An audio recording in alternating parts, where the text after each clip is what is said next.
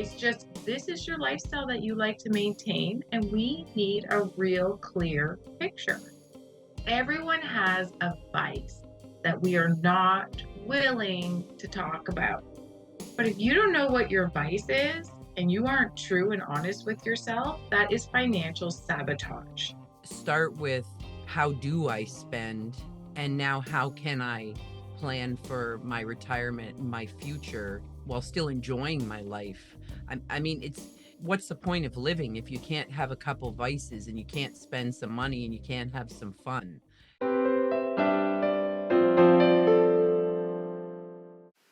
Divorce can be emotionally and financially overwhelming. That's why I'm teaming up with Sunny Wishart, president and founder of a la carte Financial and a certified financial planner. We will show you how to understand all things money without feeling ashamed, overwhelmed, embarrassed. You will learn more, ask questions. No question is a dumb question. Welcome to Money with Sunny. Let's get into it. Hello, everyone. Welcome to Money with Sunny. Hi, Sunny. Hi, Wendy. Sunny is an advice-only financial planner at a la carte Financial, and we love to share with you information, have conversation around money and how you can improve your financial situation. Today, we're going to talk to you about underestimating your expenses. So, Sunny, I'm going to open it up to you, but how do women tend to underestimate their expenses more than men do? Do men underestimate their expenses? Is this common? You work with people every day, creating budgets, planning for their financial future. Talk to us about this. Yeah, this is a big one. And I think we're all guilty of it, no matter who you are, if you're a man or a woman or a kid, you don't really gaining an understanding of what's going out the door every month. I look on monthly cycles. Um, takes some work.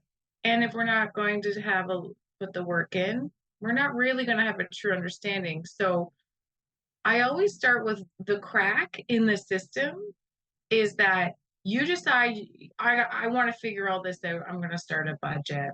And so online is saying, great, here's a whole bunch of budget worksheets for you. Start plug and play your numbers in.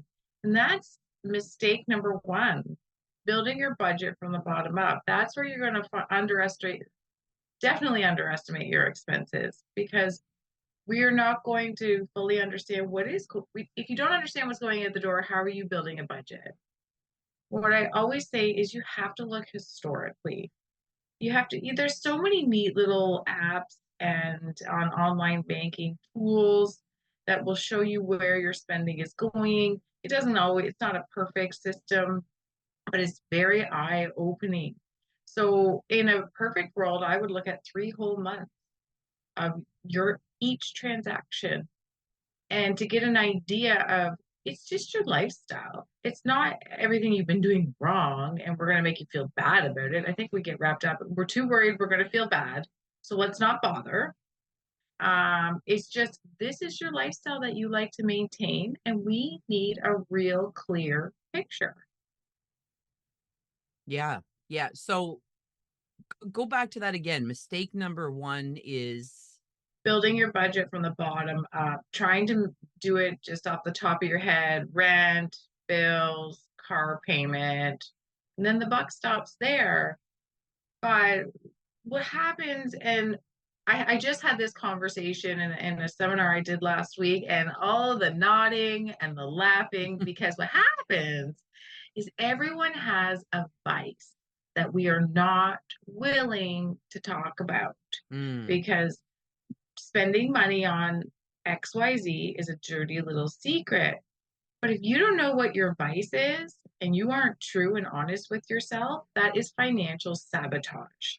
You will mm. not be moving forward with being financially successful if you aren't going to be honest with yourself and lay eyes on your true costs. And when I say vice, I like to be very clear of what I need because I know people get super dirty words here, but like spending a lot on your nails, spending a lot on your eyelashes, spending a lot on weed or at the LCBO. It doesn't matter. That is none of my business. But if you don't understand that it's cost you $600 a month for your vice, how are you going to move forward? So it's just so when you say go back 3 months, take a real honest look at where you spend your money. It's okay. You can spend your money however you want to spend your money. Just be real honest about it and then create a plan from there. That's Absolutely. yeah. Yeah, that makes a lot more sense. Yeah, and I'm nodding, shaking my head, and we because we all have things that, well, you don't talk to your partner about, you don't talk to your kids about, and you don't even really talk about it with yourself. You just kind of do it and then forget about it. Yeah, so that makes perfect sense. I mean, are there any social or cultural influences that might impact or contribute to how women understand their expenses? Do you see this with different, cultural groups of people, different economic status? I mean, what do you see? Yeah, I find it's like from what I see, it's a societal thing. And because we create shame around spending, and where I'm coming from with this is that this is another one of my favorite analogies is, when you see that commercial or hear that commercial that says, for the cost of a cup of coffee a day, you could insert save the world now, right? You could feed a child, you could save for retirement, you could anything but have your cup of coffee a day, right? And I think this is where we come from. So now when you go buy that cup of coffee, you feel a little bad because you could be feeding a hungry kid or you could be preparing for your future self in retirement. And then it's like it sits there and you feel kind of bad. And that's where we all go to when we're thinking about scaling down our money is, oh, that cup of coffee. And I thought that, but that's in our society. That's what we've done in marketing materials and things like that. We've made you feel bad about that. I want you to have your cup of coffee. I want you to be able to have that and still plan for retirement and have your donations and stuff in line as well. So why do we have to feel bad about that? And that's where it comes from is we're busy feeling bad about doing something such as a cup of coffee. It's just an example. And that's where we start. Right. So rather than starting from a place of feeling shame and feeling guilty and feeling bad about our spending, start with how do I spend? And now how can I plan for my retirement and my future while still enjoying my life? I mean, what's the point of living if you can't have a couple vices and you can't spend some money and you can't have some fun? It's not about not doing anything. It's about planning and getting organized with your money, and you can do lots and have lots of fun. Like, that's what I'm hearing. Is that kind of how you speak with your clients, and is that what works with people? I mean, you work with people who have all kinds of different mindsets, and what's the ultimate mindset that we want to get into when planning for our future, when living day to day, planning for a trip? How should we be thinking about this? We definitely need to ditch the scarcity mindset because it's Mm. just going to keep you stuck there. And it's not that I need you to change or you should change or don't change. It's whatever's going to work for you. I've seen it across all households where I've just incorporated the vice. We talk about what it is. We just get the elephant out of the room and move forward. And then I've had other people where I pointed out one person was spending $600 a month on cigarettes, and they once they saw that number, they quit smoking. And not that I think you should quit smoking, but I thought it was just such a honest realization that I don't want to spend that kind of money on cigarettes. Hmm. And I'm like, oh, that's pretty cool. Yeah. It was a win-win. Yeah. Yeah, Yeah, exactly. or on the flip side, and I took a deep dive into my own finances, and I had to break it to my husband what we spend at the liquor store. Like, do you know what we're spending on the liquor store? And he's like, no. I said, well, here's an average. I looked historically, averaged it out monthly, and he got a little uncomfortable. It's So like, it's like well, it's thinking about it, putting it down on paper. I mean, I think there's something really transformational and really eye-opening when we actually write it down. You get it down on a piece of paper, and all of a sudden there it is. There's the reality. This is what's happening. This is how I'm spending my money, and now what am I going to do about it? And you can decide to keep spending your money that way, or you can decide that, like your one client decided to quit smoking and use that $600 in a different way, which is, $7,200 in a year. Use that differently towards however they plan for that. So yeah, so it's sometimes it's when we think about things that they get all fuzzy and blocked out or confused, or we just forget about it. And writing it down is pretty empowering. I love writing things down. There is a process happening there. There's some sort of, I don't know, some energy passing, like writing things down or physically passing money, where actually Hmm. something is being processed a little bit better. Just staring online at digital platforms. For me, that doesn't sink in. I carry my little doodad around. And this is not my day planner. My day planner is online. This is these are little, like my little money notes or my little notes. Everything is in here because it just makes me feel better. Hmm. Yeah, I do the same thing. I've got a little book that I carry around. I write everything down, and then I reflect on that at the end of the week or the end of the day, depending on the week. Because if I don't, I'll just forget about it. So if it's something really important, I mean, I write it down, and then there it is. I can go back to it, and I think that's you know that speaks to the money that people may be spending and not even wanting to spending or not remembering they're spending, is you truly just forget about it. You spend it and you forget about it. And it's not right or wrong, it's just the way it is. So yeah, writing it down is important. Are there any, you mentioned a couple apps that make things a little easier and are helpful. What are those apps?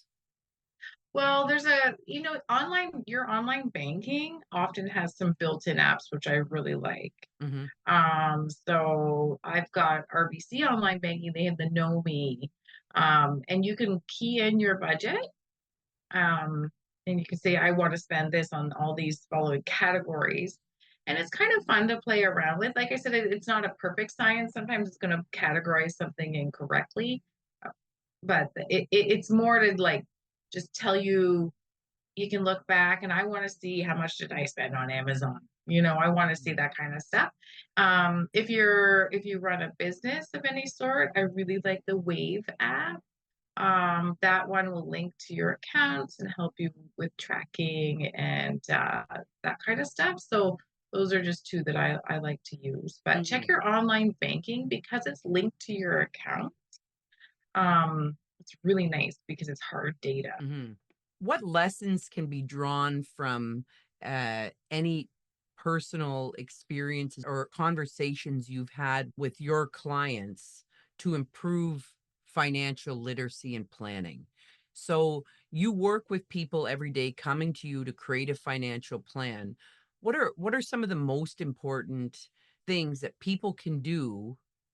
We've covered, writing it down, understanding your expenses, your past expenses from the past 3 months. So really looking at what you spent. And then what are a couple other things that people listening can do right now to to get a real grasp on their expenses without feeling the shame and the guilt? It's okay. Just to be able to plan, to create a plan, and to become financially independent and financially wealthy themselves. Mm. 'Cause that's what we want for people here. And we want you to become financially independent. It's financial freedom that you're working towards, so that you just don't have to have that weighing on your shoulders and weighing on your life all the time. What would you suggest here, Sunny? Yeah. So if looking back at historically is a daunting task and is going to be a barrier for you, don't. Just start today. So there's like, because sometimes you don't know how to start and they're trying to bridge a cycle of, well, I get paid this day, I'm going to start that day, or the mortgage comes out this. Just Mhm. start today. Monday is a nice day to start, nice fresh day. Um, and by starting, I mean just maybe get yourself one of these little books and jot down. What I really want you to just gain an understanding of are your variable expenses. That is the root. You know what your shelter costs are, roughly your utilities and your car payment, insurance payment. Those are same. Don't waste your brain space on the same stuff. I like to just put a rough number on it. Okay, I need 3,000 a month for all the fixed stuff that comes out of my account. Okay, great. Set that aside. I want you to pay attention to what you're tapping, swiping, adding to cart, checking out, and just start today and look at it. Just look at it on a 7 day from Monday to Sunday. Just that Monday to Sunday. You could write them down, or just use. So an easy way to do that is just use one account. I like to use my credit card because I'm a points hoarder. So just use your credit card for the whole week, or just use your bank account for a whole week if you're not good with credit cards.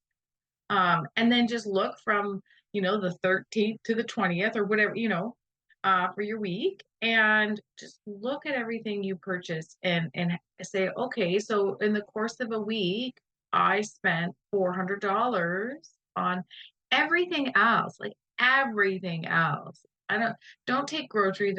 Groceries are they're it's a tough thing to peg now because the Walmarts and the Costco's. What's groceries and what's the new snowsuit? I don't know. Just everything else, lump it in and start today and just gain an understanding that, okay, so $400 this week, and then check next week. How much next week? I need about $400 a week. Okay. And then you can move forward with your planning. If there's any surplus and things like that, if there's which is extra money, what are we going to do with that? We're not going to be in any hurry to do anything with that. We're going to build up our slush fund, our fun money, because we have to have fun.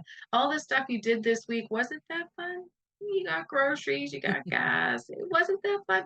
You need your fun money. You need your Canada's Wonderland day set aside. So that surplus is going to be parked for a little while. Perfect. I love that. I love that. If the going back 3 months is daunting, start today. And I mean, that's with anything. If you're struggling with anything and you haven't done it, forget about it. Start today. What's the saying? If the best date time to start is last year, the next best time is yesterday, and the next best time is today. It's common sense, and I love that. So, any final thoughts for everyone listening here? I just want everyone to not feel bad. Mm. You're just raising awareness, which is a very key component to your financial health. Yeah. And you've got this. Just by listening to this today, wanting to be here today, wanting to learn, you are creating awareness, gaining awareness, and you can do it. I mean, if anybody has created financial independence for themselves, you can do it too. You've got this. You are important, you're loved, and you are worthy. Thanks for being here today. See you again next time.